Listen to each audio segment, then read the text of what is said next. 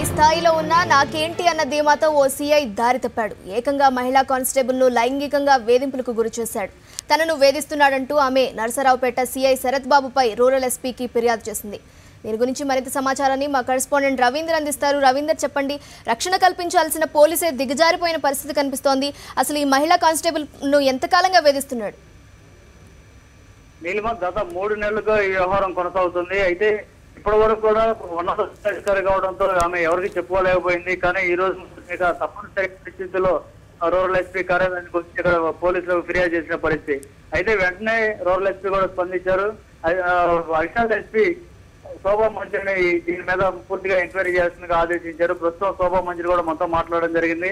ప్రాథమికంగా ఇప్పటికే సమాచారం తీసుకున్నాం. ఆ సమాచారం ప్రకారం ఖచ్చితంగా సిఐ శరత్ బాబు తప్పుడు పనులు చేస్తున్నట్టుగా స్పష్టంగా తేలిందనేది ఆమె ఇప్పటికే మీడియాతో కూడా చెప్పడం జరిగింది. అయితే గత కొంతకాలంగా దాదాపు 4 నెలలుగా ఇక్కడ సిఐగా పనిచేస్తున్నాడు శరత్ బాబు. గతంలో ఇదే స్టేషన్ లో ఎస్ఐగా కూడా పనిచేస్తున్న పరిస్థితి.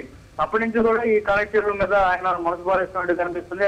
తరచు అసభ్యకరమైన మెసేజ్లు, ఫోటోలు కానిస్టేబుల్, మహిళా కానిస్టేబుల్ కు తరచు పోస్ట్ చేస్తున్నాడు. ఇదే విషయం మీద గతంలో కూడా సిఐని గట్టిగా నిలదీసింది ఆమె.